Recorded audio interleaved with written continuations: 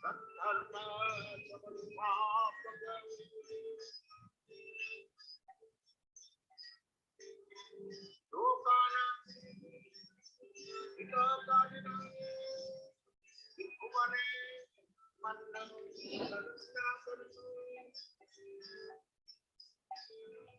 think there's one spoken.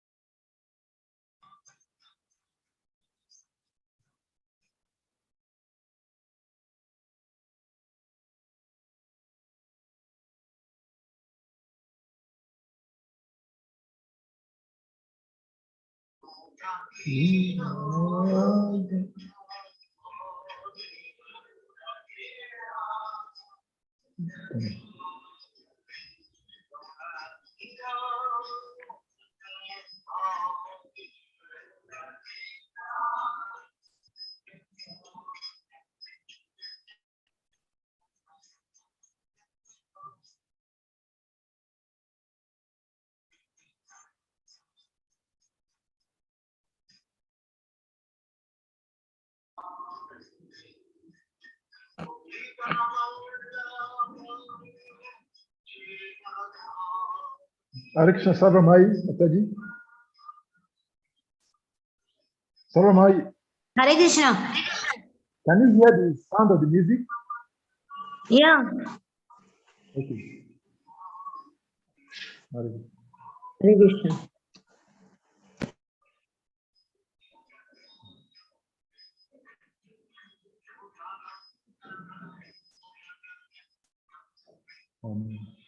I'm sharing the screen, so just about 2 minutes. Once you finish, I'll copy. I'll try to do now the students thing. I'll call you once I'm done.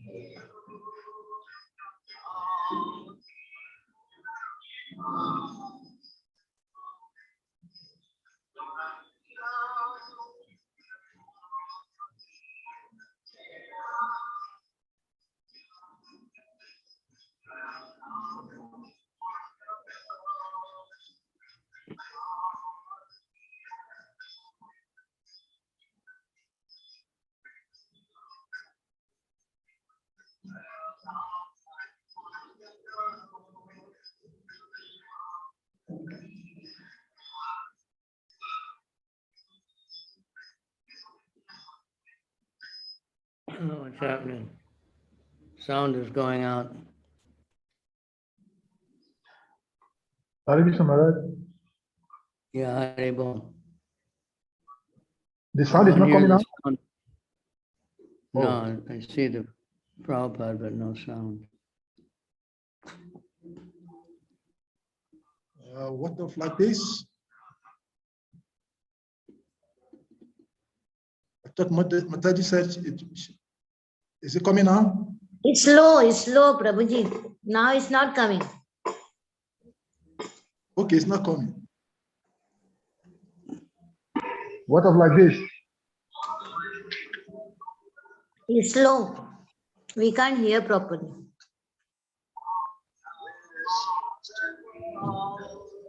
No, it's a little bit coming.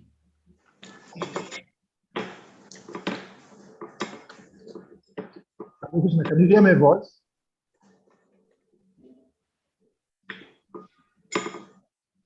Mataji, can you hear me? Yes, I can hear, but Prabhupada's sound is not coming. Okay, actually stop it. Should I replay it again, Maharaj? Anyway, we can start.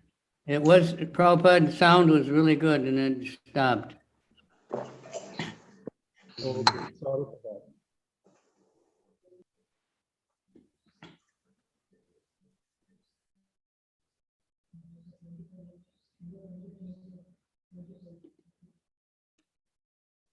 So, I think we're on to chapter 3, eligibility of the candidate.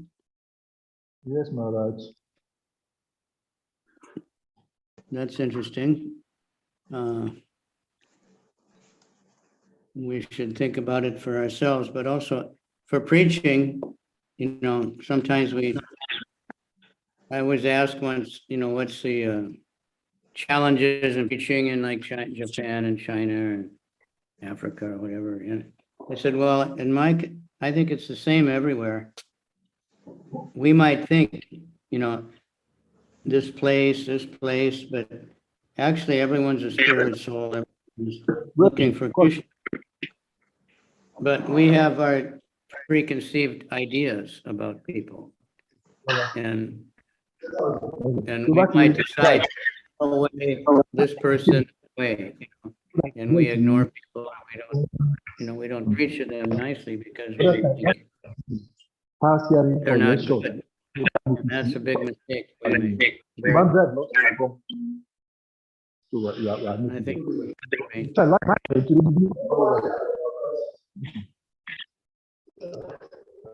now we got a lot of noise behind.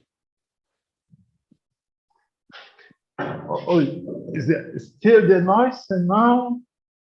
Now it's clear. Okay. So we have iPhone. Who is iPhone?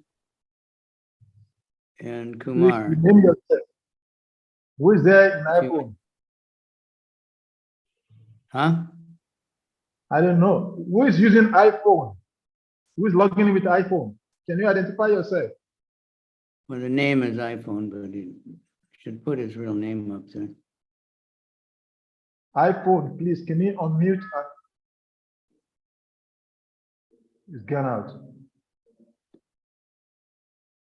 I think it's not meant to be here in the first place.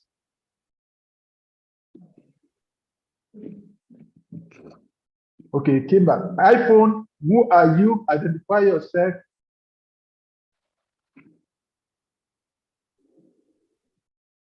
iPhone.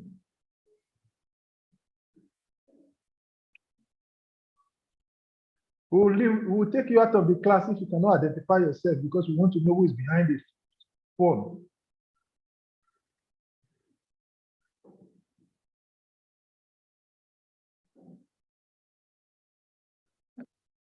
Anyway, I don't know what to do much except read the book because it's such an amazing book, and keep in mind those questions that I showed you.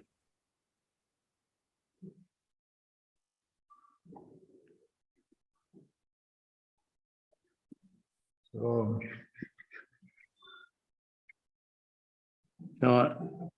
this is Nectar Devotion, eligibility of a candidate.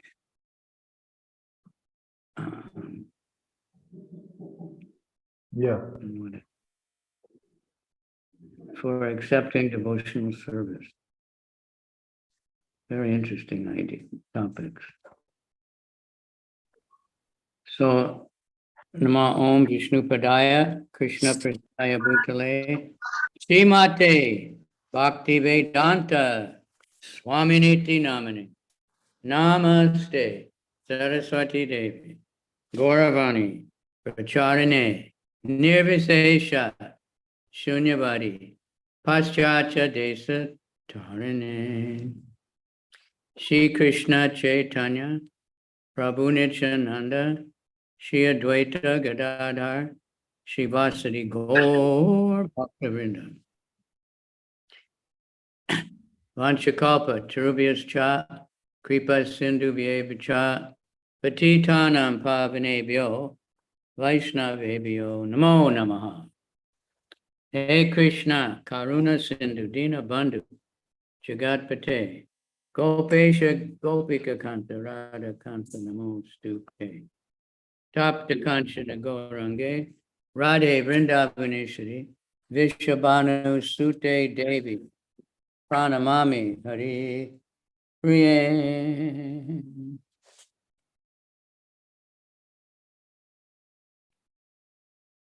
Namo Mahabharanaya, Hare Krishna, Krishna Krishna, Hare Hare, Hare Rama, Rama Rama, Hare Hare. Hey Krishna, Karuna Sindhu Dinabandhu Jagatpate, Gopesha Gopika Kanta Radha Kanta Namo Stute. All right, so Salika, you want to read first?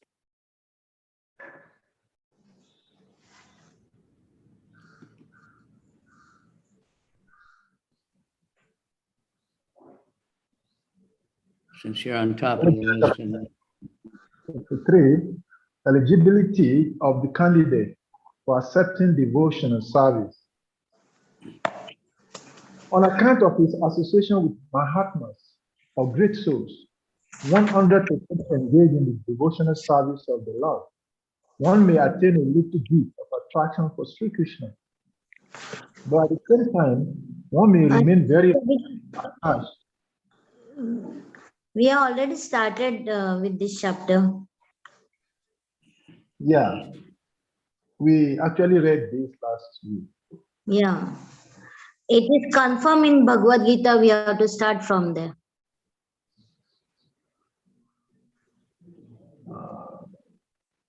The third, fourth page.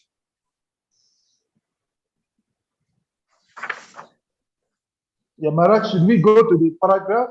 I think it's the paragraph 4. We should start from the beginning all over. to what? Mataji is observing, we started actually this chapter last week, Yeah. and we read some of the paragraphs. Do we go to the paragraph or we start from the beginning of the chapter? No, go to where we left off, but where is it? It can be concluded that a person who is free from the bodily concept of life is an eligible candidate for pure devotion of service. No, you have to go little ahead, top. It is confirmed in Bhagavad Gita that after many births. Okay. Yeah. Okay, I think I saw that. Okay, it is confirmed in the Bhagavad Gita that after many births, when one becomes actually wise, he surrenders unto Vasudeva, knowing perfectly well that Krishna, Vasudeva, is the origin and cause of all causes. Therefore, he sticks to the lotus feet of Krishna and gradually develops love for him. Although such a wise man is very dear to Krishna, the others are also accepted as very magnanimous, because even though they are distressed or in need of money, they have come to Krishna for satisfaction, thus they are accepted as liberal, broad-minded Mahatmas. Without being elevated to the position of a jnani or wise man, one cannot stick to the principles of worshiping the Supreme Personality of Godhead. The less intelligent or those whose intelligence has been taken away by the spell of Maya are attached to different demigods on account of the influence of the modes of nature. The wise man is he who has thoroughly understood that he is spirit, soul, and not simply a body. Because he realizes that he is a spirit and Krishna is the supreme spirit, he knows that his intimate relationship should be with Krishna, not with this body. The distress and the man in want of money and in the material concept of life, because distress and need of money are both in relationship with the body. One who is inquisitive may be a little above the distress and the man in need of money, but still he is on the material platform. But a wise man who sees Krishna knows perfectly well that he is spirit soul or Brahman, and that Krishna is the supreme spirit soul or Para Brahman. He knows that the spirit soul, being subordinate and finite, should always dovetail himself with the infinite and supreme soul, Krishna. That is the relationship of the wise man with Krishna. It can be concluded that a person who is freed from the bodily concept of life is an eligible candidate for pure devotion or service. It is also confirmed in the Bhagavad Gita that after Brahman realization, when one is freed from material anxiety, one can see every living entity on an equal level. He is eligible to enter into devotion and service. As stated before, there are three kinds of happiness: material, spiritual, and devotional. Devotional service and the happiness due to its execution are not possible as long as one is materially affected.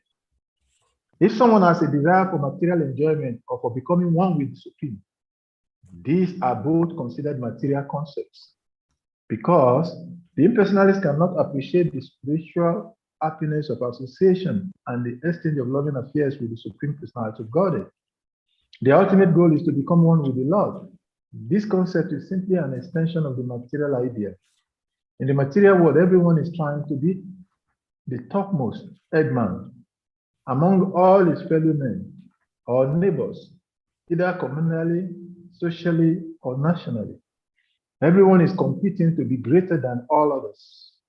In the material concept of life, this greatness can be extended to the unlimited, so that one actually wants to become one with the greatest of all, the Supreme Lord. This is also a material concept, although maybe a little more advanced.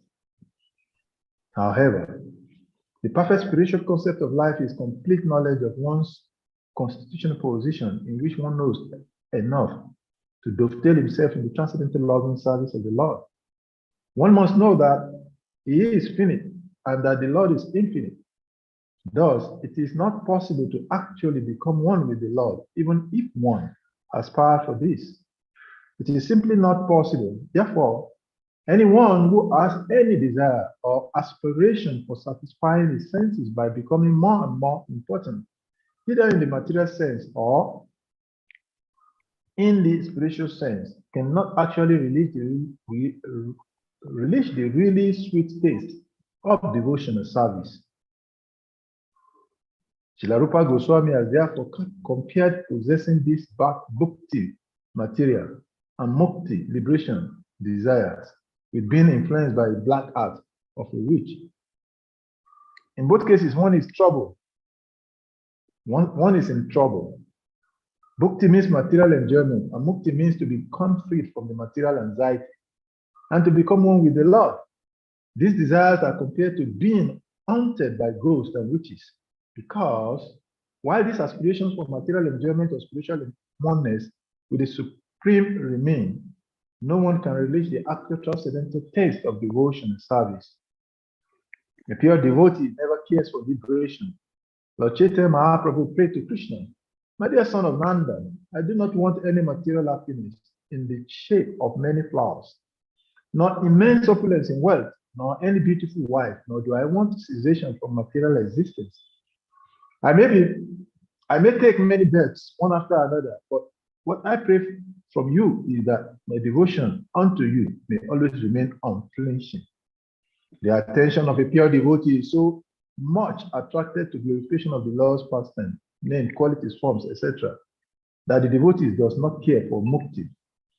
So Viva Mangala Thakur has said, "If I am engaged in devotional service unto you, my dear Lord, then very easily I can perceive your presence everywhere.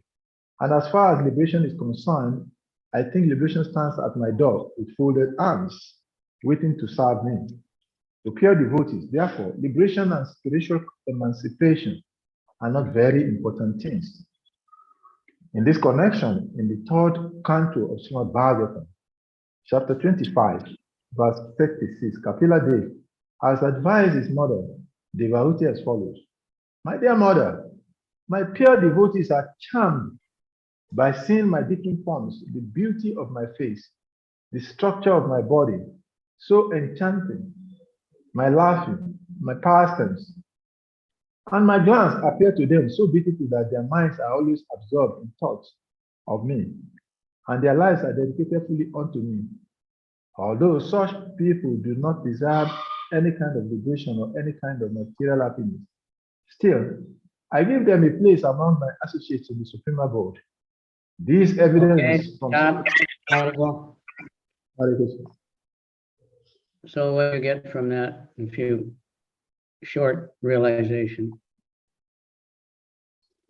It simply means that the first thing is that the perfection of human life is when one understands that is spirit soul and that is part and parcel of Krishna, and ultimately his satisfaction lies in serving Krishna.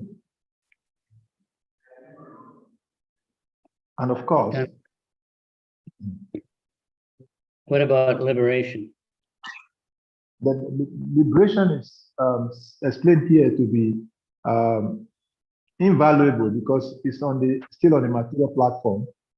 Material happiness and liberation are both material because material happiness relates to the body, which is temporary, which is not the nature of the soul, the spirit. And the liberation, although it's freedom from material anxiety, but it's also not spiritual anxiety, and it's limited because it's on the spiritual platform, still it's not ultimately satisfied. So it is considered, it is compared here in the analogy by Srila Prabhupada in the striking as the witch hunting of the goat, of the witches, or like a ghostly life. Okay, and then what's the very nice statement that Bilba Mangal made about liberation? Yeah, Dhruva Mangalam says that he realizes that if he is engaged in the pure devotion and service of the Lord, then all other happiness, including liberation, happiness derived from liberation, happiness derived from material achievement or goal, stands at his footstep begging for service. In other words, a pure devotee of the Lord has every of the opulence of the Lord waiting to serve him. I think you got it, that last sentence. That liberation is waiting at my doorstep to serve me. Yeah. Meaning the devotee is not interested in liberation because it's totally insignificant compared to bhakti. Okay, very good. Now next is, I'm just going in order that I see here. Next is Sarvamai. Hare Krishna, Dandad Maharaj. This evidence from Srimad Bhagavatam gives assurance to the pure devotee of being elevated to association with the Supreme Personality of Godhead. Srila Rupa Goswami remarks in this connection that one who is actually attracted by the beauty of lotus feet of Sri Krishna or his service and whose heart by such attraction is always full with transcendental bliss, which naturally never aspire after the liberation which is so valuable to the impersonalist. A similar passage is also there in 3rd canto, 4th chapter, verse 15 of the same book. Within Uddhava addressed Lord Krishna and says, "My dear Lord, for persons who are engaged in your transcendental loving service, there is nothing worth obtaining from the religiousness, economic development, sense gratification, or liberation. Although happiness from these different sources can be very easily had by them. In spite of such facilities, my dear Lord, I do not aspire to achieve any such result. My only prayer is that I may unflinching faith and devotion unto your lotus feet." A similar passage appears in 3rd canto, 25th chapter, verse 34. wherein Kapila Dev instructs his mother and says, "My dear mother, devotees whose hearts are always filled in the service of my lotus feet and who are prepared to do anything for my satisfaction, especially those fortunate devotees who assemble together to understand my qualities, pastime, and form, and thus glorify me congregationally in and derive transcendental pleasure therefrom, never desire to become one with me. And what to speak of becoming one with me, if they are offered a post like mine in my abode, or opulence like mine, or even personal association with me with similar bodily features, they refuse to accept because they are satisfied simply by being engaged in my devotional service.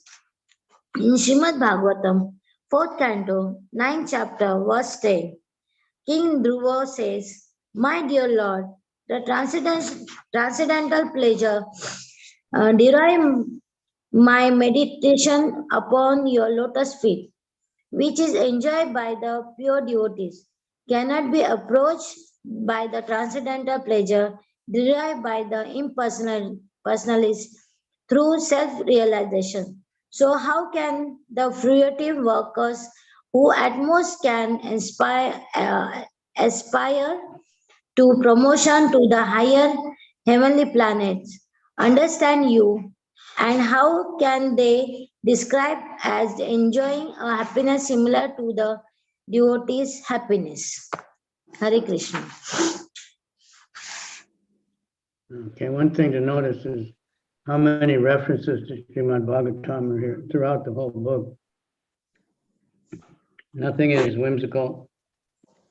We need to think like that.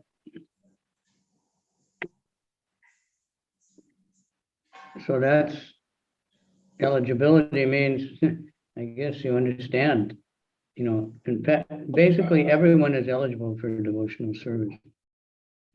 The only eligibility one needs is that he'll do it. He's willing to do it. Unfortunately, I read a purport this morning, Prabhupada said, unfortunately, most people are not willing to do it, but devotees ask everybody anyway. They're always trying to engage everybody. Because Krishna told Arjuna, you declare it boldly, that my devotee will never perish. So that, when Krishna tells to Arjuna, he's not talking only to Arjuna, he's talking to everybody, especially us. Lord Chaitanya said the same thing wherever you go and whoever you meet. And then the people that are ready will, sprout up. Very good. Now the next chapter, because this chapter talked a lot about the liberation not being so great. The next chapter is entitled How Devotional Service Surpasses All Liberation. But the last of that, what you just read, is giving the different kinds of liberation, Sastri, this, that, what they mean. Becoming in the same type of body, living in Vaikuntha. Devotees aren't interested in any of that. They just want to continue their service. We have many incidences, Kalavesha Sridhar, in the Damodarastaka song. He said, I don't want anything, I just want to continue trying to serve Krishna, just remembering the lotus face of the Lord. No distractions, not even Vaikuntha. All right, next is Kumar. Haribo. Hare Krishna. Krishna.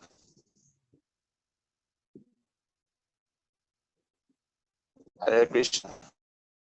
Yeah, Hare Krishna, you can go ahead. Just go ahead, Prabhuji.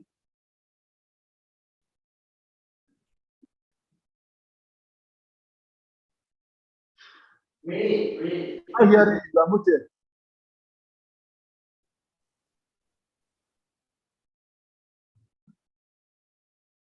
You are still muted. You are still muted. Hello, can you please? Yeah, we can hear you now. Okay, thank you.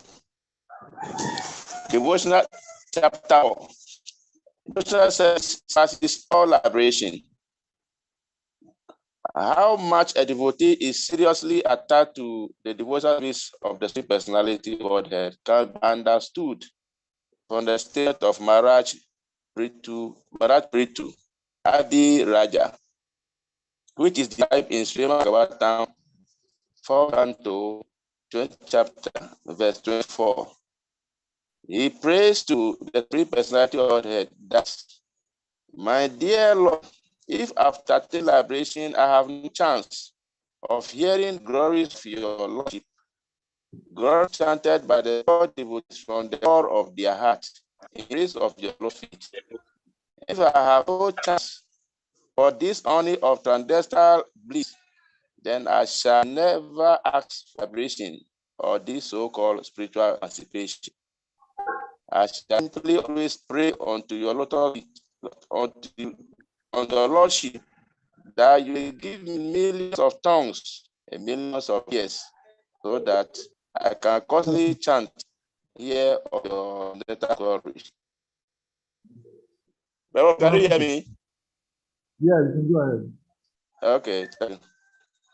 The e-person is designed to emerge into the sense of the Supreme, but without being individually, they are so hearing and the grace of the Supreme Lord.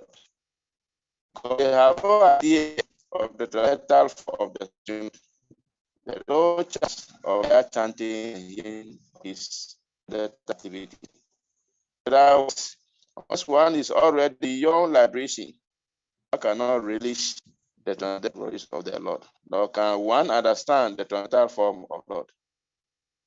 A similar statement is found in Srimad Bhagavatam, 5th canto, 14th chapter, verse 44. Sukadev Goswami addresses speech Raj and says, the great soul of King Bharata was so much attached to the sign of the lotus feet of Krishna that he very easily gave up his worship for the earthly planet and his affection for his children, society, friends, royal opulence, and beautiful wives. He was so very that the goddess of fortune was pleased to offer all kinds of material concessions, but he never accepted any of these material opulence. So Sukadev Goswami uses this behavior of King Bharat very highly. He says, a person whose heart is attracted by the transcendental qualities of the Supreme Personality of Godhead, Madhusudan, does not care even for that liberation which is applied in many graces, partake of material opulences. In the Bhagavatam, 6th canto, 11th chapter, verse 25, there is a similar statement by Vyasura, who addresses the Lord as follows. My dear Lord, by leaving your transcendental service, I may be quoted the planet called Dhruvaga, the poster, or I may gain lordship over all planetary system of the universe. But I do not aspire to this, nor do I wish mystic perfection of yogatis, nor do I aspire to spiritual emancipation. All I wish, my Lord, is your association and total service tenderly. This statement is confirmed by Lord Shiva in Srimad Bhagavatam, 6th canto, 7th chapter, verse 28, where Lord Shiva asks Sati that, my dear Sati, persons who are devoted to Narayan, Krishna, are not out of any. If they are elevated to the higher planetary system, or if they get liberation, material contamination, or if they are pushed down to the hellish condition of life, or in fact, any situation whatever, they are not afraid of anything, simply because they have taken shelter at the lotus feet of man. For them, their position in the material is as good as another. There's a similar statement by Indra, the king of Heaven, in Srimad Bhagavatam, 6.2, 18th chapter, 7.4. The Indra addresses Mother Aditi in the manner, my dear mother, persons who have given up all kinds of desire and simply engage in service to the Lord know what is actually their self-interest. Such persons are actually serving self-interest and are considered first class experts in the matter of advancing to the perfect stage of life. In the seventh of Bhagavatam, sixth chapter, verse 25, Mach Prarada says, my dear friend, born into a theistic family, if you are pleased to represent God Krishna, then there is nothing more rare in the world. In other words, if the Supreme Lord Krishna is pleased with you, then any desire you may have within the core of your heart can feel without any doubt. Such is the use of elevating them by the result of fruitive activities. We are automatically achieved in events by the mode of material. And what is the use for you of spiritual immersion or liberation from material bondage? If you are always engaged in chanting the glories of the Supreme Lord and always seeing the nectar of the lotus feet of the Lord, then there is no necessity for any of this.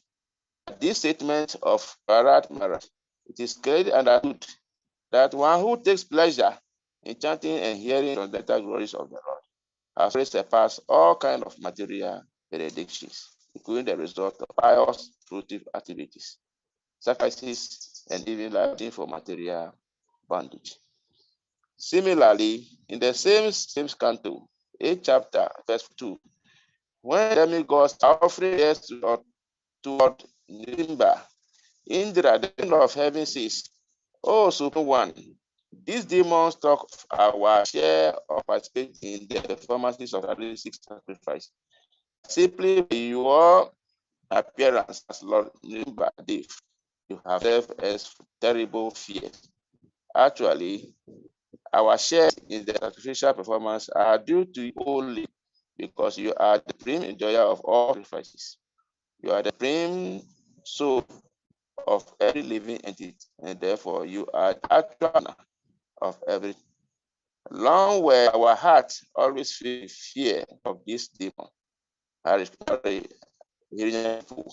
but you are so kind towards us that by killing him, you remove that fear from within our heart and have given us the chance to place your lordship within our heart again. For persons who are engaged in the traditional service of your lordship, all the opposites which were taken away from the demons are counted nothing. But these who don't care even for liability to speak of this material, actually, the ones who care even for liability to speak of these irregularity. Actually, we are not heirs of sacrifices.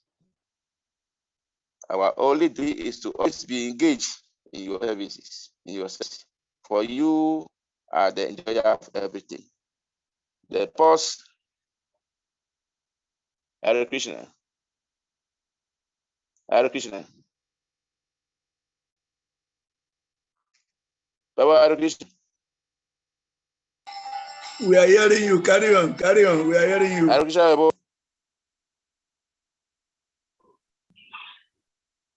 Hare Krishna. Yeah. We are hearing you. We are hearing you. Carry on. Okay, thank you. The purpose of the treatment Indra is that beginning from Rama down to insignificant ant, no living entity are meant for enjoying material opulences. They are simply meant for offering everything to the Supreme Proprietor, Society Godhead. By doing so, they automatically enjoy benefit. The example is cited again of the different part of the body collecting foodstuff and cooking them so that ultimately a meal may be offered to the stomach. After it has gone to the stomach or the part of the body, I equally enjoy the benefit of the meal. So similarly, everyone's duty is to satisfy the Supreme Lord, and then automatically everyone will become satisfied. A similar verse is found in the 8th canto, 3rd chapter of Srimad Bhagavatam, verse 20. Gajra says there, my dear Lord, I have no experience of transcendental bliss derived from devotional service, from your devotional service. So therefore, I have asked from you favor. But I know that persons who are pure devotees have by setting a lot of it of great souls, become from all material desires, are always merged in the ocean of transcendentality, and as such are always satisfied simply by verifying your auspicious characteristics. For them, there is nothing else to apply or to pray for. In the 9th canto of the Bhagavatam, 4th chapter, verse 67, the Lord of Bhakti replied to Durvasa Muni, thus, dear devotee, my dear devotees are always satisfied being engaged in devotional service, and therefore do not even after 5 elaborate stages, which are 1, to be one with me, 2, to achieve residence on my planet, 3, have bullets, 4, to possess bodily features similar to me, and 5, to gain personal association with me. So when they are not interested even in this elaborate position, you can know how to take care of material hopeless for material liberation. There is a similar prayer by the Naga Patnis, wife of the Kaliya serpent. The 10th canto, Surah Bhattam, 16th chapter, verse 87. The Naga Patnis said there, my dear Lord, the dust of your lotus feet is very wonderful. Any person who is fortunate enough to achieve this that does not care for heavenly planet, lordship over all planetary systems, the mystic perfection of yoga, even liberating from material existence. This, in other words, anyone who adopts the dust of your Lord's feet does not care a fig for all other perfectional stages. There is a similar statement in the 10th canto, 87th chapter, verse 20, wherein the Shrutis, the Vedas specified, pray to the Lord as follows. My dear Lord, dear Lord, it is very difficult to understand spiritual knowledge. Your appearance here, just as you are, is to explain to us this most difficult sort of knowledge of the Spirit. As such, devotees who have left their domestic pursuit with the elaborate acharya teachers are now fully merged in the service of your Lordship, and that they do not care for any so-called liberation. In explaining this verse, it should be noted that spiritual knowledge means understanding the self and the supersoul, or the self. In the individual soul and the supersoul are qualitatively one, and therefore both of them are known as Brahman or spirit. But knowledge of Brahman is very difficult to understand.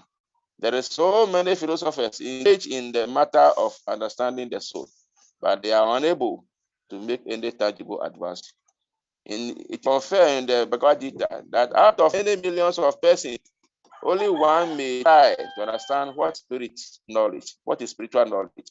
And out of many such things who are trying to understand, only one or a few may know what is the Prince that is God. So this verse says that spiritual knowledge is very difficult to achieve. And so in order to make it more easy attainable, the Supreme Lord comes in his original form as Sri Krishna and give his instruction directly to an associate, Arjuna, just so the people in jail may take advantage of this spirituality. This verse also says that liberation means having completely given all material comfort of life Those who are in service are certified by simply being liberated for the material senses. But those who are devoted automatically give up material life and also enjoy the transcendental bliss, hearing and chanting wonderful activity of Lord Krishna. In the seventh canto, of Bhagavatam, 20th chapter, verse 34, Lord Krishna says to Uddhava, my dear Uddhava, the devotees who have completely taken shelter of my service are so steadfast in devotional service that they have no other desire. Even if they are offered the 4 kinds of spiritual opposites, they will refuse to accept them. So what to speak of their desiring a thing within the material world? Similarly, Lord Krishna says in another stage of Bhagavatam, 11th canto, 14th chapter, verse 14, my dear Uddhava, a person's consciousness is completely absorbed in my thought, and if it does not aspire even to occupy most Brahman, or the post of Indra, or the post of sheep over the planet, or the 8 kind of mystic destinies, even liberating itself. In the 20th canto, in the 12th canto of Sri Bhagavatam, 10th chapter, verse 6, Lord Shiva says to Devi, my dear Devi, this Brahmana sage, Markandeya, has attained conflicting faith and devotion unto the Supreme Personality of Godhead, and that he does not aspire after anybody, including preaching for the material world. Similarly, there is a statement in Padma Purana driving the ritualistic for the month of Kartika, October, November. During the month, in November, it the regulative principle to pray daily to Lord Krishna in his Damodara form. The Damodara form referred to Krishna in his childhood when he was tied with rope by his father, Yasoda. Dharma means rope, and Udara means the abdomen. So Mother Yada, being very disturbed by Krishna, bound him around abdomen with a rope, and thus Krishna is named Damodara. During the month of Kartika, Damodara is paid to as follows. My dear Lord, you are the Lord of all, the giver of all benediction. There are many demigods like Lord Brahma and Lord Shiva, who sometimes offer blessings to their respective devotees. For example, Ravana was blessed with many benefits by Lord Shiva, and Hiranyakashipu was blessed by Lord Brahma. But even Lord Shiva and Lord Brahma depend upon the benediction of Lord Krishna. And for Krishna is addressed as the Lord of all benedictions. As such, Lord Krishna can offer his devotees any Lord Krishna and offer his devotees anything they want. But still, the devotees' prayer constitute, I do not ask you for liberation, any material facility up to the point of liberation. What I want your favor is that I always think of your form in which I see you now as the mother.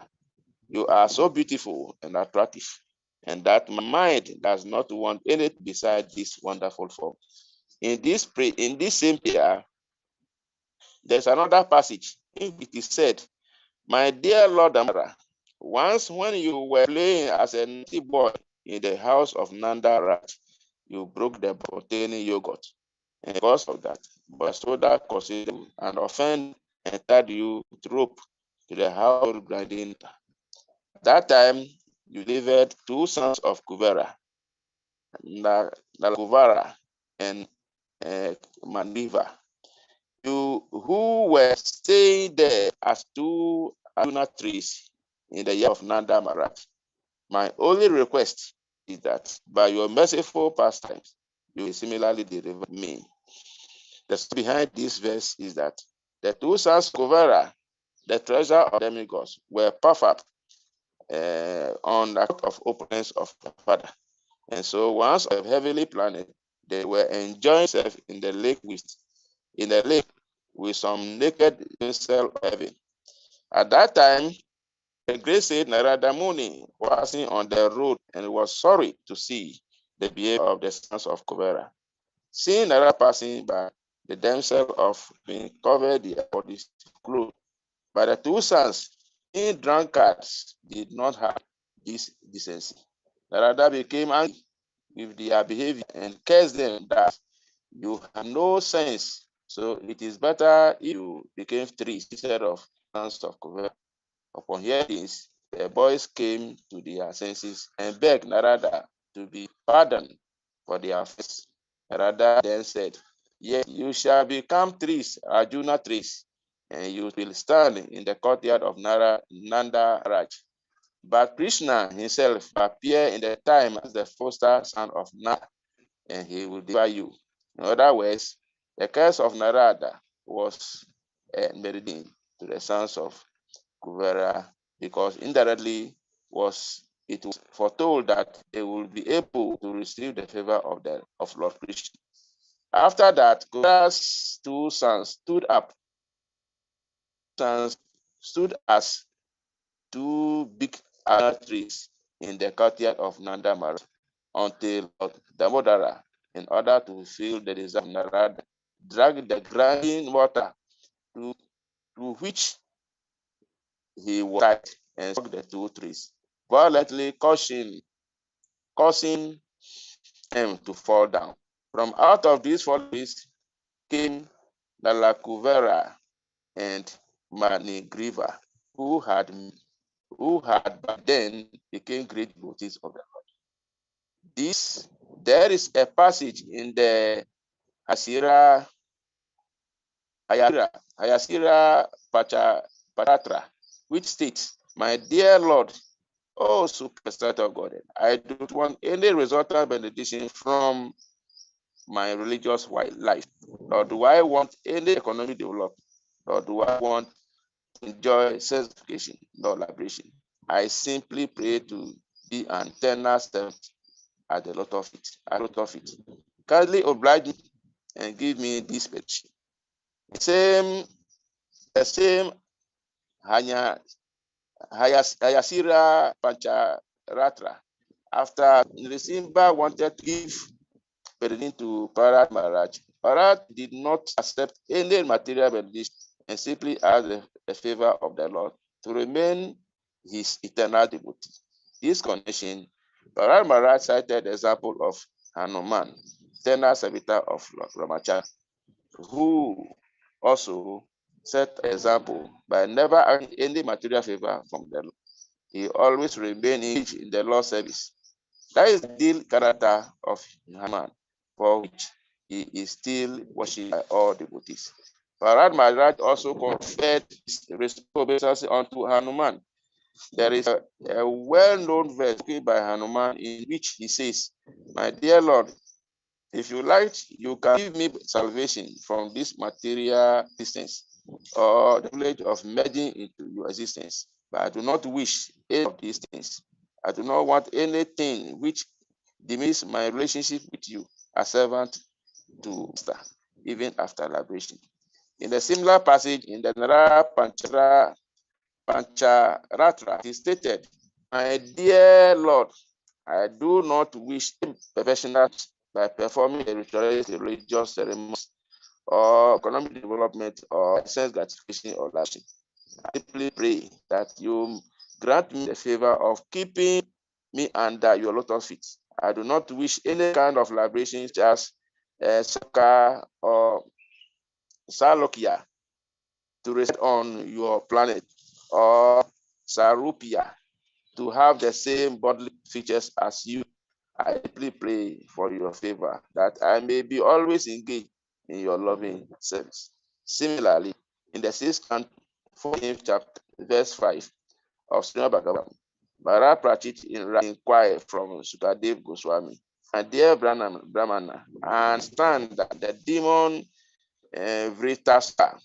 Vritura was a greatly sinful person, and that his mentality completely absorbed in the most of passion ignorance.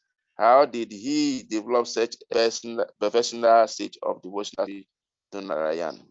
I have heard that even persons who have undergone severe authorities and who are liberated with full knowledge must strive to be devotees of the Lord. It is understood that such persons are very rare and almost never to be seen.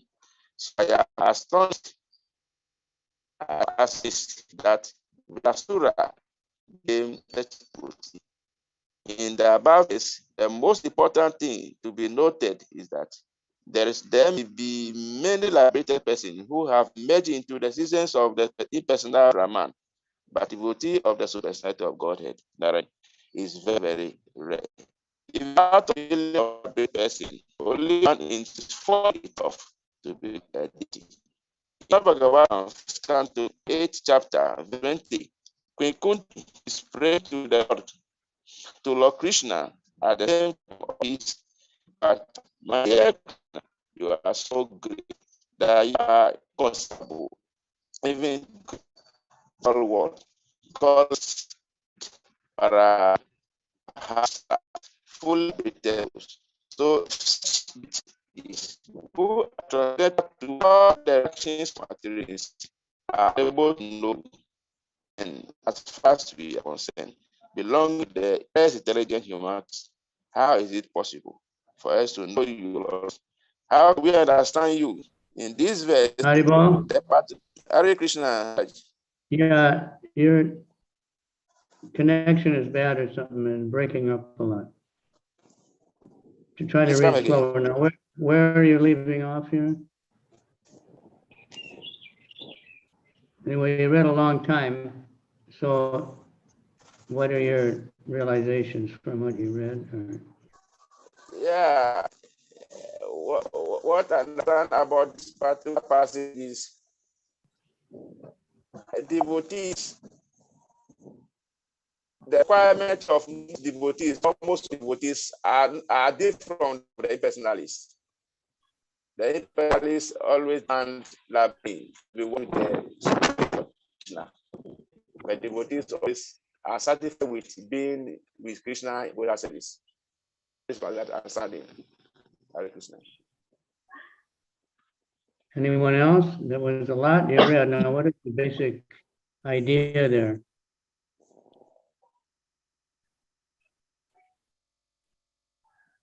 Basic things that were being repeated again and again.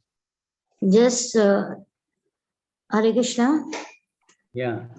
Just always engage in the loving service of Lord Krishna and don't think about liberation. Yeah, any kind of liberation. Yeah. And who are the different examples that are given? The main one.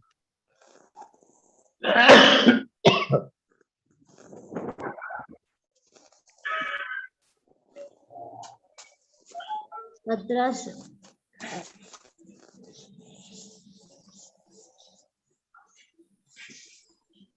What's the main one given?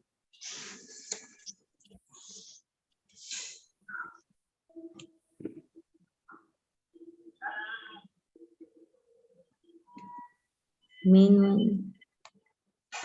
Patrasur example is given. Yeah. Who is it? There was so much about the Damodar Astakam. Okay. Because out of the 8 prayers, 2 or 3 of them are specifically saying, what is the use of any other benediction? I just want to remember the lotus face of the Lord. Not even liberation, not even Vaikuntha.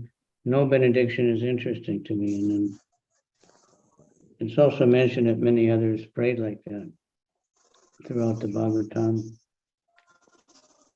So it's something to think about.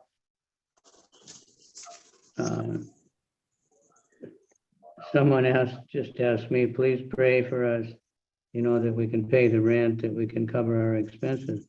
And I said, you're praying for things you already have. You've been living 50 years and these things have always been taken care of. Why do you have to pray?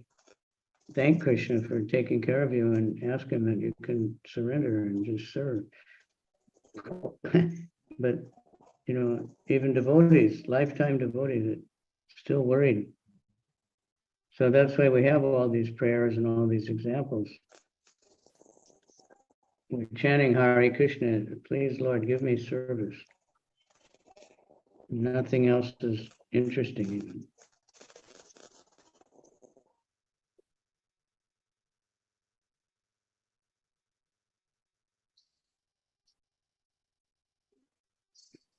Okay, now who's next?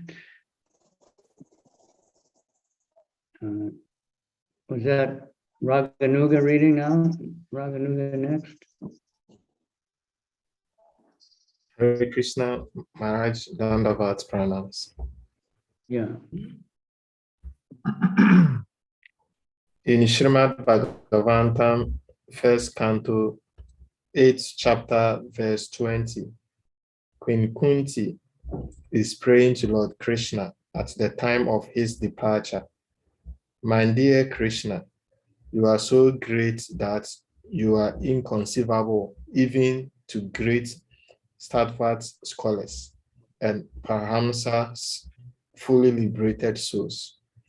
So if such great sages who are transcendental to all the reactions of material existence are unable to know you, then as far as we are concerned, belonging to the less intelligent human class, how is it possible for us to know your glories? How can we understand you? In this verse, the particular thing to be noted is that the personality of Godhead is not understood by great liberated souls, but only by devotees such as Queen Kunti in her humblessness. Although she was a woman and was considered less intelligent than a man, still she realized the glories of Krishna. That is the purpose of this verse. So this is very important because there are people that claim Prabhupada, you know, because he said sometimes that women are less intelligent. This is something that he's saying this is how people think. But he's not talking about spiritual intelligence. There's so many examples where he's glorifying women for being on the highest level because they love Krishna. And Kunti is one of them. Lord Chaitanya glorified the gopis as being the greatest devotees. He didn't glorify any big scholars as being great devotees. Those who have love for Krishna. So that's very important. Prabhupada, people pick out things he said about black people. It's a 0.03% or something of all the words. Prabhupada mentioned so many times Africans are joining us and they're very, very good devotees. He said something like even Africans, because the people of the world have this idea that in Africa, there's only wild men in the jungles. You know? This is the type of propaganda. When I grew up, all we ever heard of Africa was Tarzan, you know. And we never knew there were devotees at first. They were surprised that there were cities and things. But the point is, everybody can join Hare Krishna. Everybody can be a devotee. All they need is humbleness. You don't need anything else. No other qualification. No matter how much money, how much education, how much prestige in society someone has, if they're puffed up, they can never approach Krishna. They can never chant with feeling. This is what Queen Kunti explained. Okay, start with another passage which is very important. Thank you, Maharaj.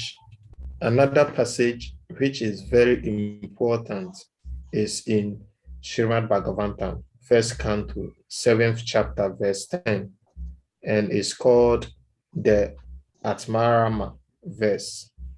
In this Atrama verse, it is stated that even those who are completely liberated from material contamination are attracted by the transcendental qualities of Lord Krishna. The purport of this verse is that a liberated soul has absolutely no desire at all for material enjoyments. He is woefully freed from all kinds of material desires, yet still he is irresistibly attracted by the desire to hear and understand the pastimes of the Lord. We may therefore conclude that the glories and pastimes of the Lord are not material. Otherwise, how could the liberated souls known as Atmaramas be attracted by such pastimes? That is the important point in this verse. From the above statement, it is found that a devotee is not after any of the stages of liberation. There are 5 stages of liberation, already explained as being 1, to become one with the Lord; 2, to live on the same planet as the Lord; 3, to obtain the same bodily features as the Lord; 4, to have the same opulences as the Lord; and 5, to have constant association with the Lord. Out of these 5 liberated stages, the one which is known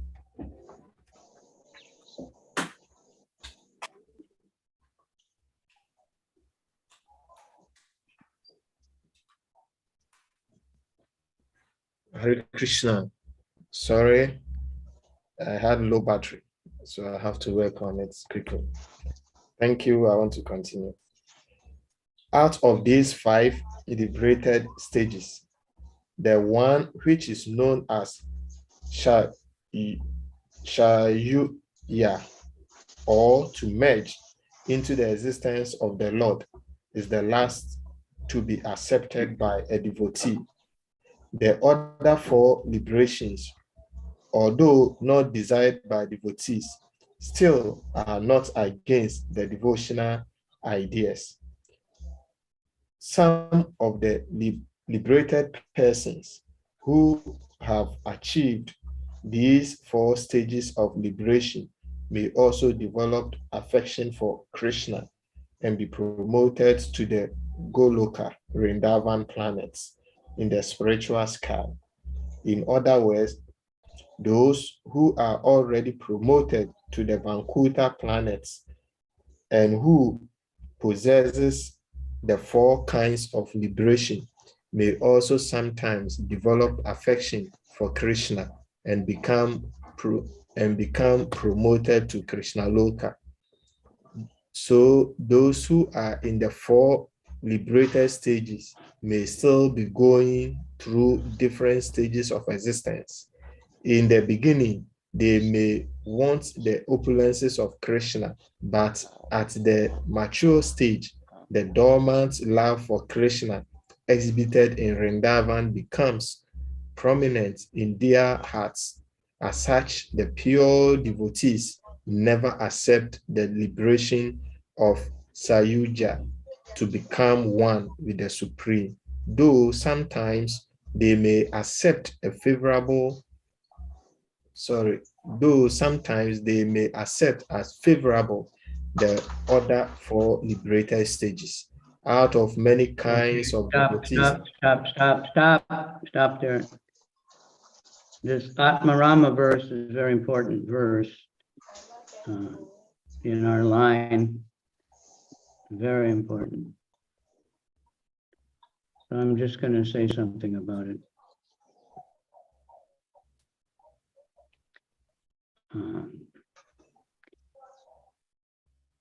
It's from Bhagavatam. Atmaramas to Munaya.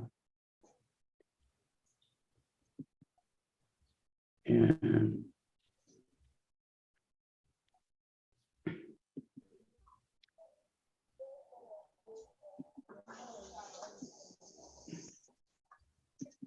just hold on a minute. So the verse is, Lord Chaitanya met Sarvabhauma Bhattacharya, and Sarvabhauma tried to teach him. He thought, he should teach him so he can be a real Mayavadi.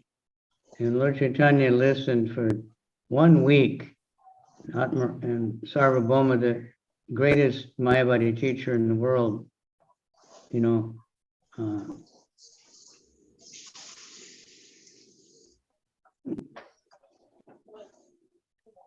preached to him. And Lord Chaitanya was just completely bored. He didn't respond or anything. And so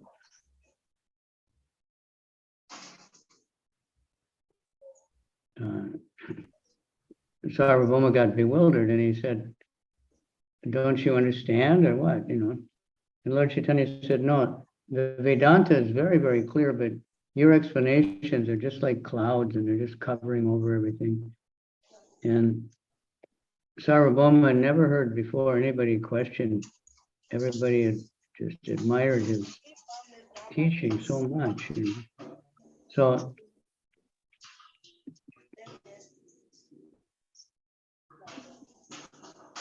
he asked Lord Chaitanya, you explain the Atmarama verse.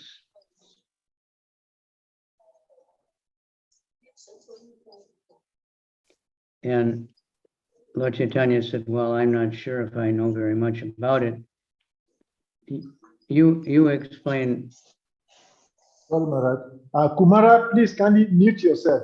Kumara, mute yourself. Thank you, Krishna. Thank you. Go ahead, Maharaj. Yes, Sarvabhauma, you explain it first, and then I'll see if I can think of anything. So Sarvabhauma explained it in 9 different ways, and no one else in the world could explain it in so many different ways and so many different angles. And then Lord Chaitanya explained it in 21 different ways or something like that. So on hearing Sarvabhauma previously, his son-in-law, brother-in-law was always telling him that Lord Chaitanya was God, was Krishna himself. But he just couldn't believe it. And so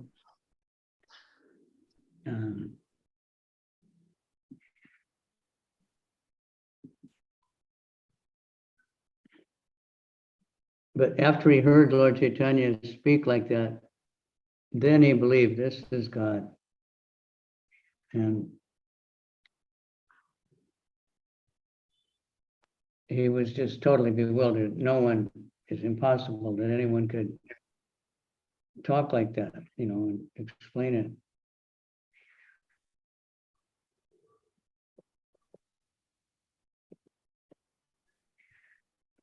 So he accepted then that Lord Chaitanya is the Supreme Lord. So then much later, when Lord Chaitanya was preaching to Sanatana Goswami,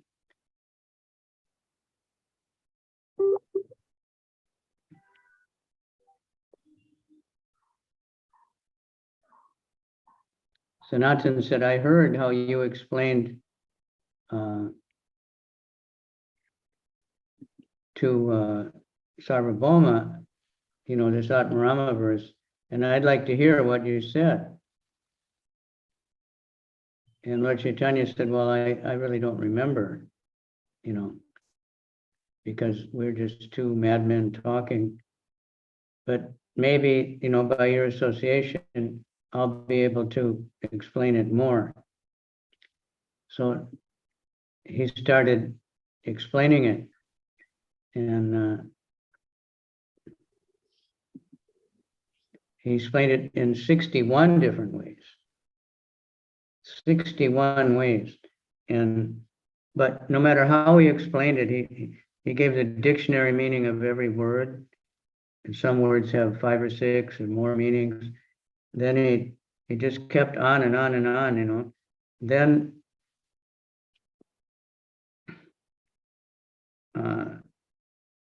but the conclusion on every one is that only devotional service is, you know, the conclusion of every word, every phrase, every combination, everything is bhakti.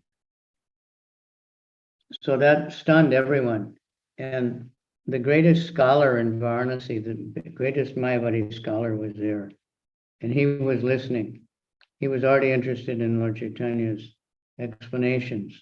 And he heard, and he went telling everybody that Lord Chaitanya just explained the Atmarama verse in 61 different ways, and it's so phenomenal. And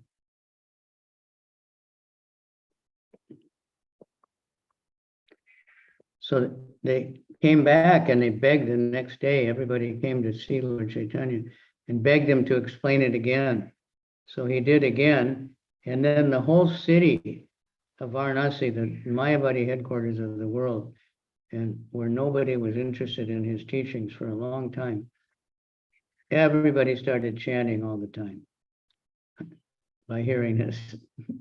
So the verse is Atmaramas Dimunaya Nirgranta Ap Yarukrama Kurvant Yahoituki Bhaktim Itam Bhuta Guno Hari.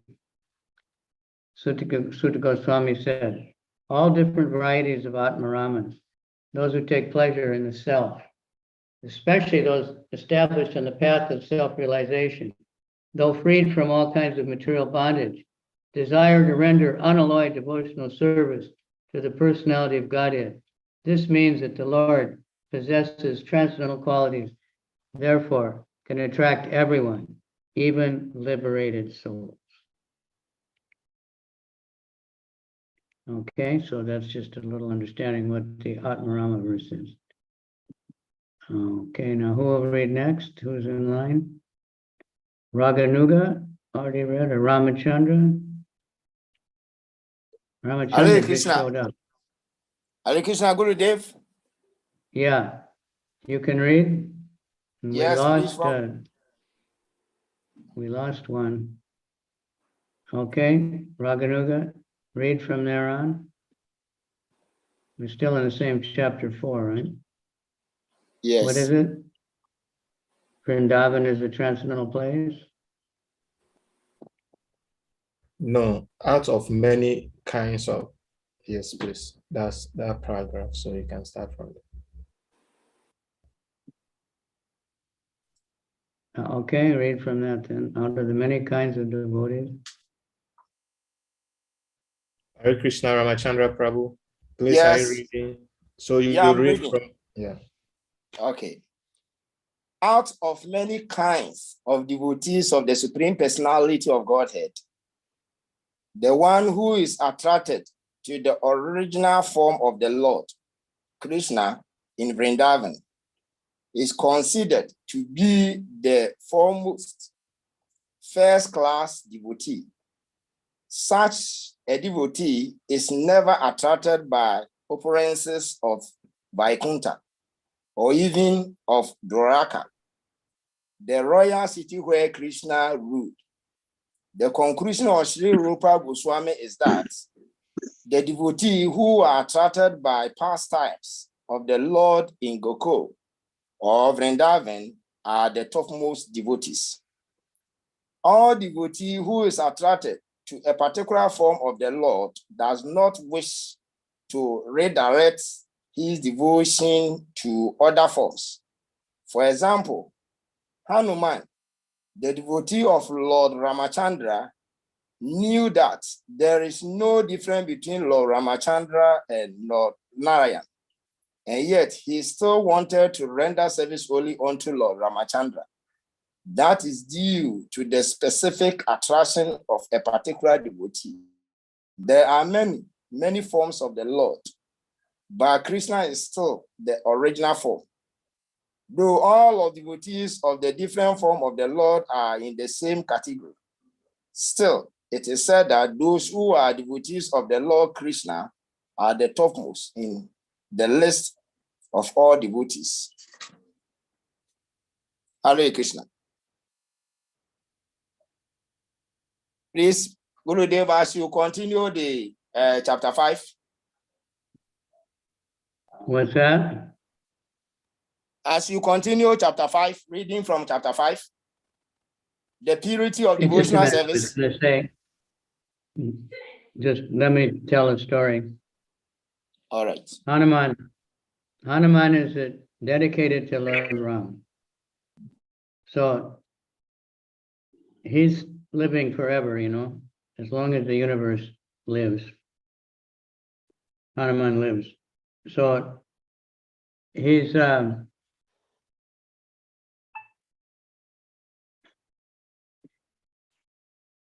waiting for Ram to ask him for service. And so one time Krishna and Dwarka, he told Narada Muni, no, he told Garuda, you go and tell Hanuman Lord Krishna wants to see him and he should come right away. So Garuda went to where Hanuman was and he told him, Lord Krishna wants you to come. Hanuman said, I can't come. You know, I'm waiting for Lord Ram. He'd been waiting for thousands of years. So Garuda was a little angry, you know, and he went back to Krishna. And Krishna laughed. He said, now you go again. Tell him that Lord Rama is in Dwarka and he's calling him. So Garuda went back and he said, Lord Rama is calling you to come to Dwarka. And Garuda said, you can ride on my back, I'll get you there very quickly. But before he could even say that, Hanuman was already there. And then Krishna took the form of Ram, Balaram took the form of Lakshman, and Rukmini took the form of Sita. And Hanuman stayed there for some time, blissfully serving them. And then they sent him back to his place. But that's his dedication. And that's, Krishna likes that. One of the devotees of Lord Chaitanya, Murari Gupta, he was a lifetime devotee of Ram.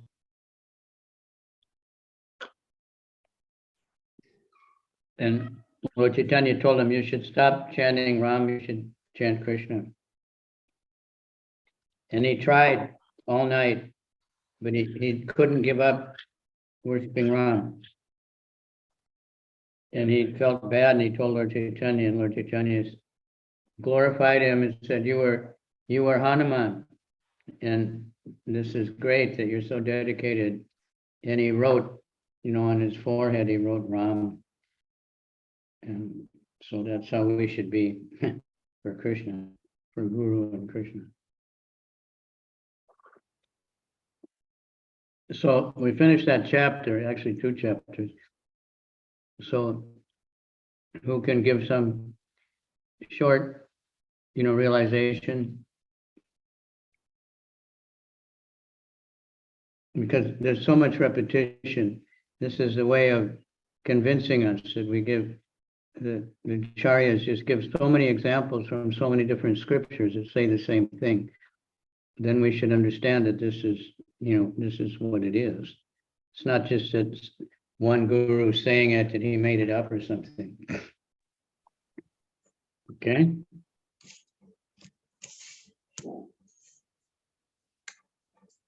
Salika, you want to start? And who is Technospark? Technospark is Chaitanya Prema Prabhu. Who is it? It's Chaitanya Prema. You can usually change the, you know, their name up there. There's a little blue dot in the upper right corner. You just click it and then you can put any name you want. If you don't put anything, it just puts the name of your. Hare Krishna. Yeah, Chaitanya Yeah. Prema. Chaitanya. Chaitanya Prema. I don't know if you heard everything.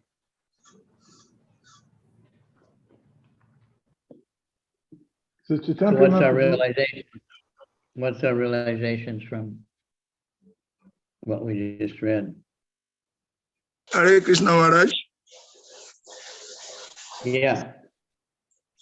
Dandavat pranams. Yes. Yeah, what are our realizations from what we just read? I was away for some time, so I'm a little bit disconnected. Okay, well, I'm asking So- Kalika to start then. Hare Krishna. Okay, Mataji. Yeah, Hare Krishna Maharaj, Dandavat Pranam. I just want to say that even if low class person who can take the shelter of a great devotee, he can get the liberation. Like Manigriv, in that manner, they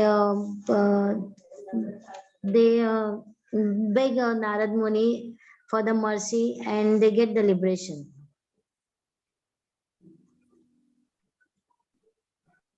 Good. What are the basic topics of these two chapters?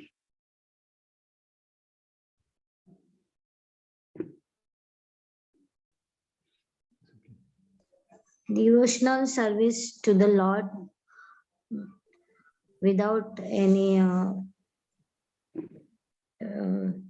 thinking of liberation. Especially liberation and stress. People want liberation. I think Christians call it salvation. You know, mukti is in Sanskrit. Buddhist, nirvana, just to get out of the suffering, get out of the material world, but not going anywhere. Just like becoming unconscious, merging. So that real liberation is bhakti. That means you're free from all material urges and, you know, free from lust, greed, and anger. They say Buddha was asked, what have you gained by your meditation? And he said, I haven't gained anything, but I've lost a lot. He said, I lost anger, I lost greed. Freedom, that's real freedom. Okay, anyone else want to speak? We had Dina there, he's gone. Is gone, yes. Kumara wasn't able to manage his phone, so he left.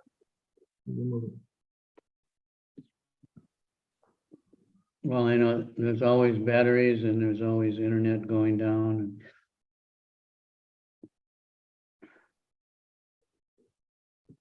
Yesterday, my phone also got disconnected from the Wi-Fi. Hare Krishna Maharaj. Okay, any comment, realization? Yes, I have a realization, also a question. First, it is clear from what we just read that great personalities, even self-liberated persons, are not able to understand the supreme personality of Godhead. It is only devotees in their humblessness that they are able to understand the supreme personality of Godhead. So my question is, why is it difficult for such intelligent persons, find it difficult to understand Krishna as the supreme God? Because of their pride.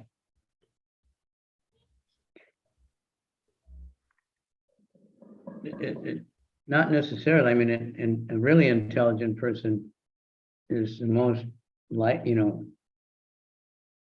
can more easily understand Krishna, but most of those people, they're puffed up. So Kunti says, John Maya Svarya Shuti, Ada Manamuda. When they're bewildered by, they only want these things. They're using all, they're proud of their learning, proud of their money, proud of their beauty. Then they can't understand Krishna because they're envious of Krishna. They don't want to accept that somebody is superior to them. So they're bewildered. So Krishna doesn't let them understand because they don't want to. Is that all right? Yes, please, Maharaj. That's the basic Sometimes thing. You can read that. You go to the prayers of Queen Kunti, and you can read the purports on prayers. Which one, Maharaj? The prayers of Queen Kunti, chapter 8 of the first canto. Very famous one. They can't chant with feeling because they think I have everything. You have to realize, but someone may be rich and, the most intelligent, but if they realize this has no value, ultimately, it's all temporary and it'll be gone at the time of death, then they can chant with feeling. But a person who's proud of those things, they're trying to get more of those things, they can't chant with feeling, begging Krishna for devotional service, because bhakti, to understand Krishna, you have to give up the false ego. And other forms of yoga, they're trying to increase their false ego. They're trying to increase their prestige and their power and the control over everything. So they won't know Krishna, even though they become great mystic yogis or, anything in the material world, because they're thinking that I am superior.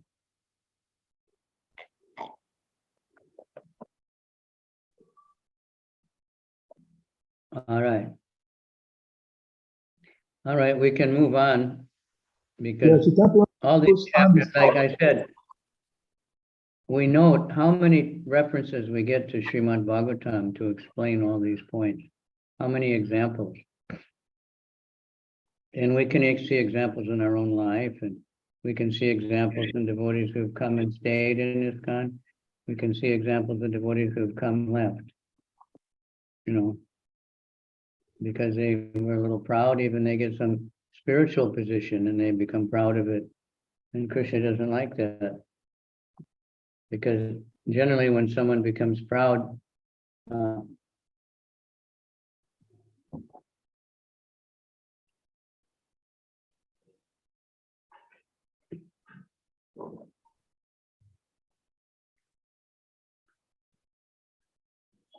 they criticize others.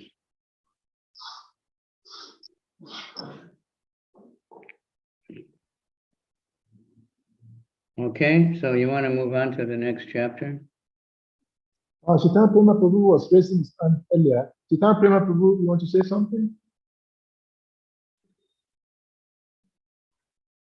Chaitanya Prema Anybody Prabhu. wants to say something? It's all right with me.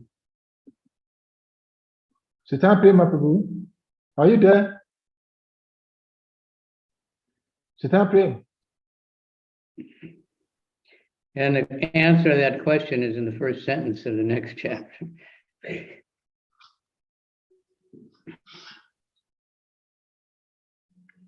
Seems to be there, but it's not talking. Okay, we can continue, Maharaj. Okay, who will read? Sarva?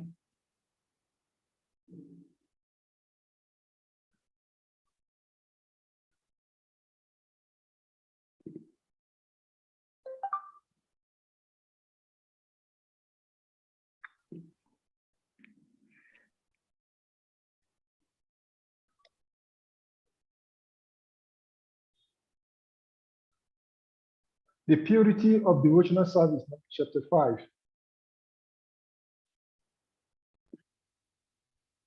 All of the previous instructions imparted by Srila Rupa Goswami in his broad statements can be summarized thus. As long as one is materially inclined or desirous of merging into the spiritual effulgence, one cannot enter into the realm of pure devotion service. Next, Rupa Goswami states that devotional service is transcendental to all material consideration and that it is not limited to any particular country, class, society, or circumstances. As stated in the Srimad Bhagavatam, devotional service is transcendental and has no cost. Devotional service is executed without any hope of gain, and it cannot be checked by any material circumstances. It is open for all, without any distinction, and it is constitutional occupation of the living entities. In the Middle Ages, after the disappearance of Lord Chaitanya's great associate, Lord Chaitanya, Lord Nityananda, the class of priestly persons claimed to be the descendant of Nityananda, calling themselves the Goswami caste. They further claim that the practice of spreading of devotional service belongs only to the particular class, which was known as Nityananda Vamsa. In this way, they exercised their artificial power for some time until Srila Bhakti Siddhanta Saraswati Thakur, the powerful Acharya of the Gaudiya Vaishnava Sampradaya, completely smashed their idea. There was a great... Yeah, Hare Krishna. Hare Krishna. Yes, you can't be on.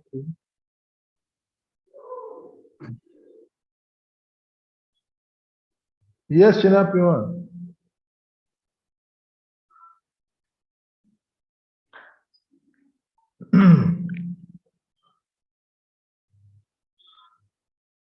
In this way, they exercised their artificial power for some time until Srila Bhakti Siddhanta Saraswati Thakur, the powerful Acharya of the Gaudiya Vaishnava Sampradaya, completely smashed their idea. There was a great art struggle for some time, but it has turned out successfully, and it is now correctly and practically established that devotional service is not restricted to a particular class of men. Besides that, anyone who is engaged in devotional service already has the status of being a high-class brahmin. So Srila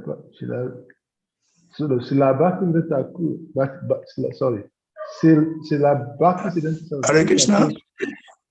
Yeah, sorry, some devotees were calling to confirm, like Ashwini Kumara, and that he is not hearing it. Yeah, he was not with us. He was saying he was speaking another thing with someone, and we kept on asking him to mute. He's not doing that, so I put him outside the class. So he should reconnect and be attentive. We should log out and log in back. Is that okay?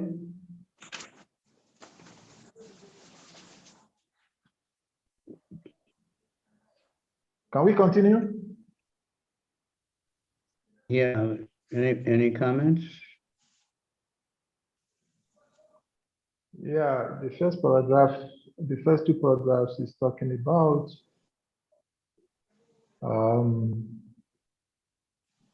Srila Rupa Goswami is saying that as long as one is not rid of or is not freed from material desires or Chaitanya Prema, you are disturbing the class.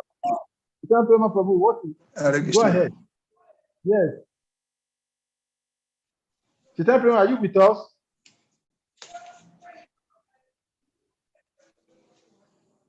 Chaitanya Prema Prabhu. If you are with us, yes, we are hearing you. Hare Krishna. Go ahead, we are hearing you, Prabhu. Hare Krishna. It appears your network is not good. We can hear you. Go Hare ahead. Krishna. Go ahead, Prabhu. We are hearing you.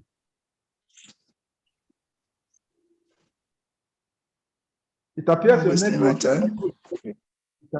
You are not hearing us, but we can hear you. You said as you talk, and when I'm talking, you are ignoring me, and you say I'm disturbing class. You are just saying Hare Krishna, Hare Krishna. So I thought maybe you are talking to Hare somebody Krishna. else. Yes, go ahead. I can hear you, Prabhu. Just So- listen, Prabhu. Yeah. What I wanted to say was that actually, devotional service is independent of every other thing. But I'm talking, please. I'm going ahead, Prabhu. And you're saying go ahead. That means you're not hearing me. I'm going ahead and you're saying I should go ahead. That means you're not hearing me. Maybe my network is not good. Yes, there is a delay. There is a But delay I'm problem. hearing you clearly. Yes, there is a delay in your voice. So we are not hearing you. Oh my God. Krishna. Anyway, pure devotional service derives the concept of liberation. This is one of the characteristics of pure devotional service. Moksha Laguta Krit. So if one becomes a devotee, it does not need to separate endeavor for liberation. And there are some very beautiful verses in the 11th canto of the Bhagavatam that corroborates that. One is this: Bhakti parisa anubhavo virakti anyatra chaisa trika ekaka prapadya manasya yata mata shoes tusti pustik shoot apayo anungasam. That devotion, direct experience of the Supreme Lord, and detachment from all other things. These three occur simultaneously for one who has taken shelter of the Supreme Personality of Godhead. In the same way as pleasure, nourishment, and relief from hunger and taste occur simultaneously and increasingly with each bite for a person engaged in eating. So for one who is a devotee, he does not need to endeavor separately for anything else, but he just need to focus on or intensify his devotional service. Then everything else will fall in place. Just as much as when you water the root of a plant, all the leaves and the branches and everything else is nourished automatically. Or when you send food into the stomach, all the limbs of the body, all the senses are nourished automatically. So by the same token, when one becomes a devotee, everything else falls in place. So our focus will be how to become devotees and better devotees and better devotees. And that is all. We don't need to care for anything else. This is the comment I wanted to make. That's all. Hare Krishna. Hare Krishna. Thank you very much, Prabhu. Thank you. Maharaj, so what should we do next? What's that? Yeah. Am I disconnected? Oh, you muted for some time. Yeah, Can anyone hear I me? just moved. We can I hear can you. hear you. Can anyone hear me? Yes, we can hear you. Your Yeah. network is poor. We can hear you. Okay. We hear. Okay, but I'll finish speaking. It's I'll okay. finish It's all right. speaking. Yeah, we heard you. It's like my network is not good, so let us leave it at that. But I was Yeah, we saying have that you. Okay. So, Sarvamai Devi, you can read. Yeah. It is on the basis of his position that anyone can now become a Gaudiya Vaishnava. 3:30 your appointment or Ayurveda your appointment 4:30. 4:30 na? Okay. It is on the basis of his position that anyone can now become a Gaudiya Vaishnava from any part of the world or any part of the universe.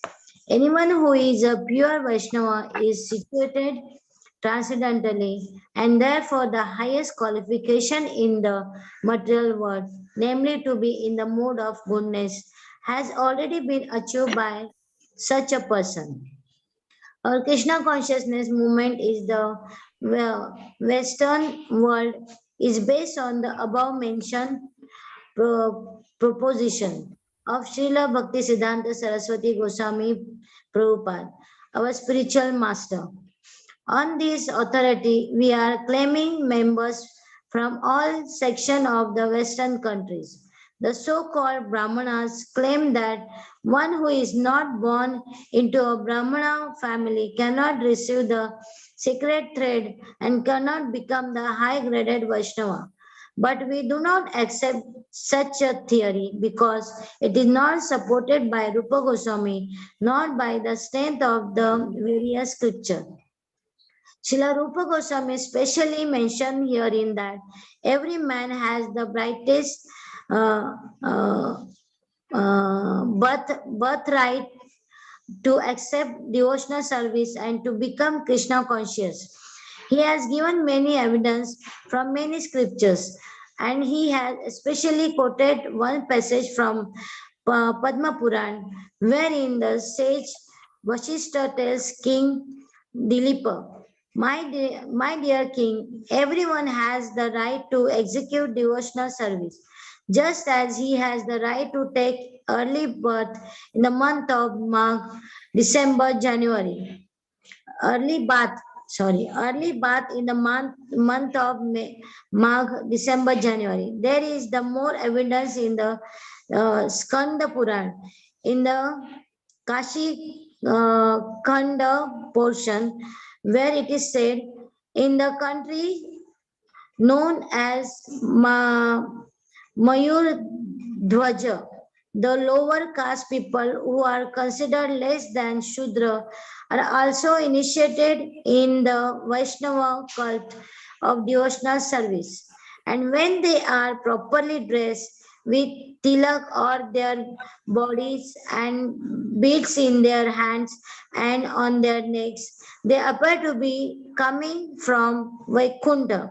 In fact, they look so beautiful that immediately they surpass the ordinary Brahmanas.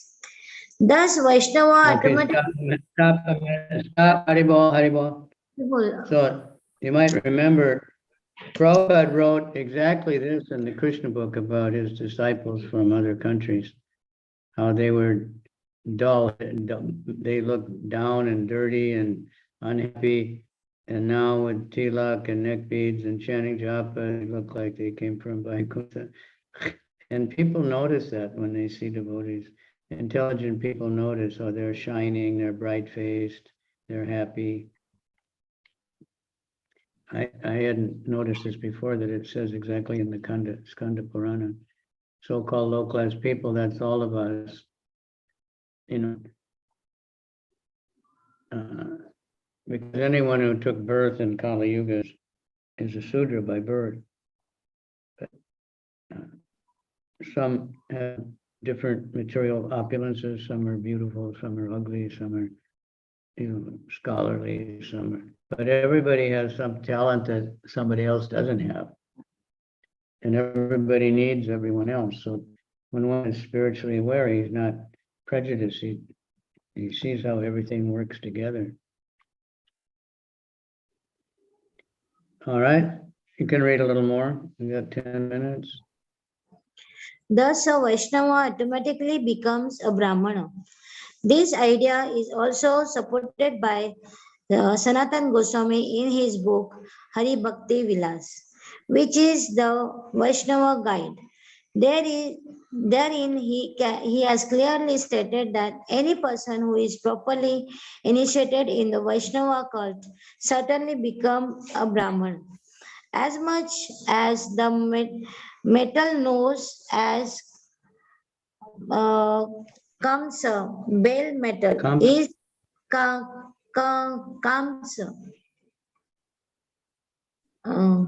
Bell metal is turned into gold by mixing of mercury. A bona fide spiritual master, under the guidance of authorities, can turn anyone to the Vaishnava cult so that naturally he may come to the topmost position of a Brahmana. Srila Rupa Goswami warns, however, that if a person is properly initiated by a bona fide spiritual master, he should not think that simply by acceptance of such initiation, his business is then finished. One still has to follow the rules and regulations very carefully. If after accepting the spiritual master and being initiated, one does not follow the rules and regulations of devotional service, then he is again fallen. One must be very vigilant to remember that he is the part and parcel of the transcendental body of Krishna, and that it is his duty as part and parcel to give service to the whole or Krishna. If we do not render service to Krishna, then again we fall down. In other words, simply becoming initiated does not elevate one to the position of a high class Brahmana. One also has to discharge the duties and follow the regulative principle very rigidly. Srila Rupa Goswami also says that. Okay, stop for a Okay. minute. Any comment on that? There's one very important point there.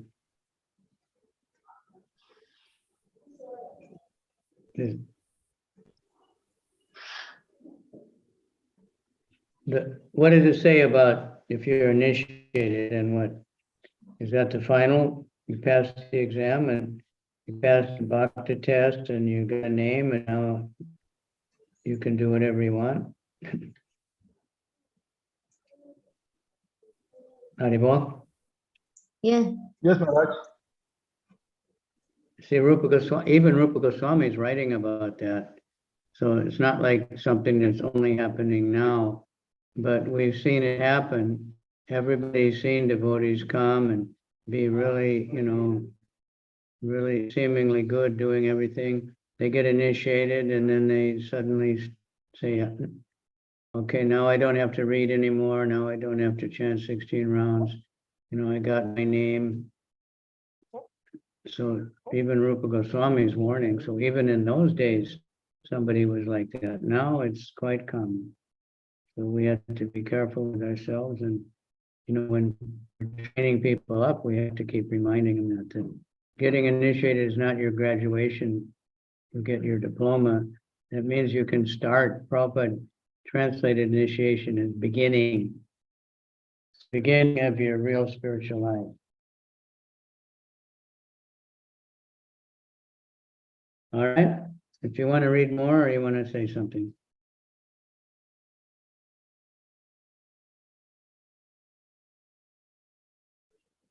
Check anybody that's here. Some of you weren't here the whole time. I guess we're having internet difficulties.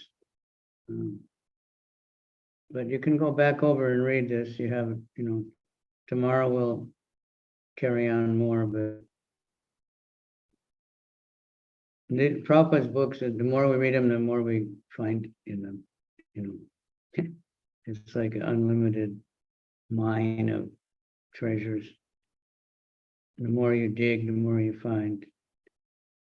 It keeps increasing. So, anybody want to say something? Anything you remember? Just say anything you remember from, because we covered quite a bit and read a lot. But just try to repeat something, and then it'll stick with you.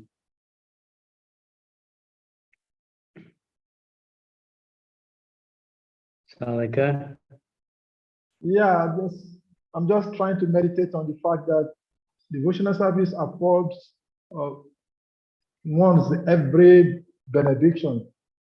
One doesn't have to look for other benediction separately. By the practice of devotional service, one gets salvation and every other kinds of attainment that can be achieved.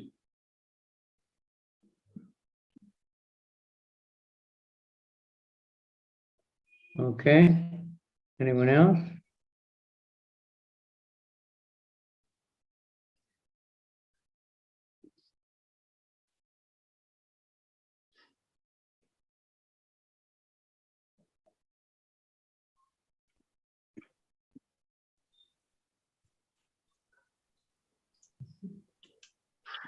Hare Krishna.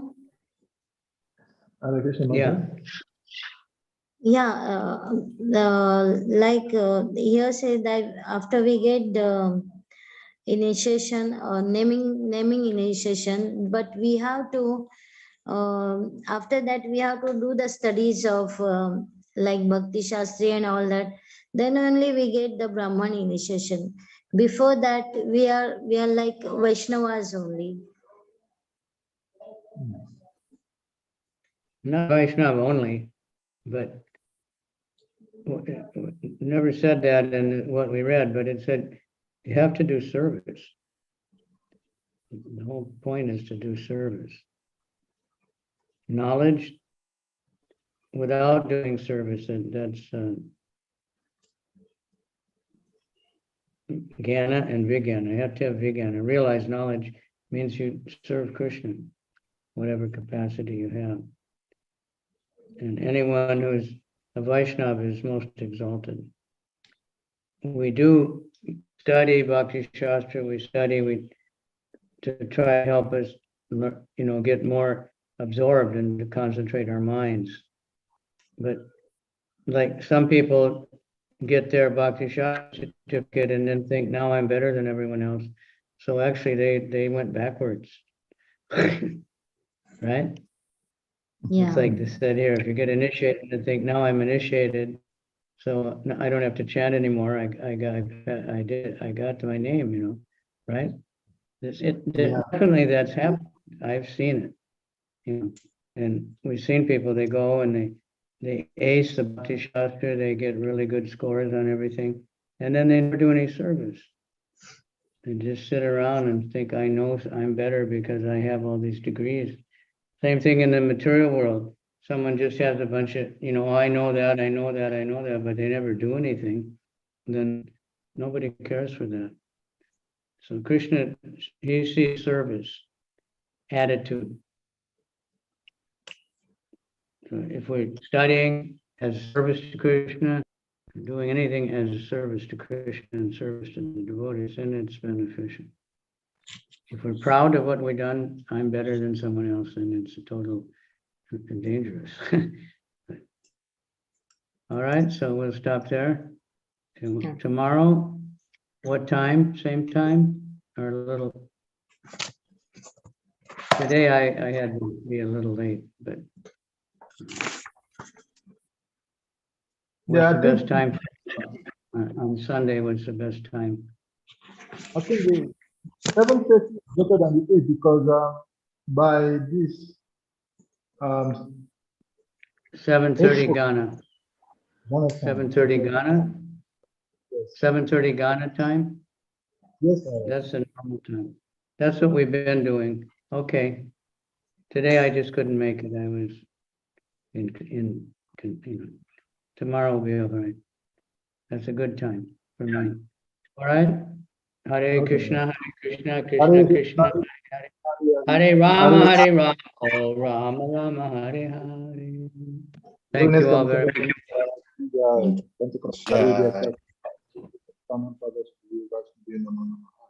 Namaha Hare Krishna.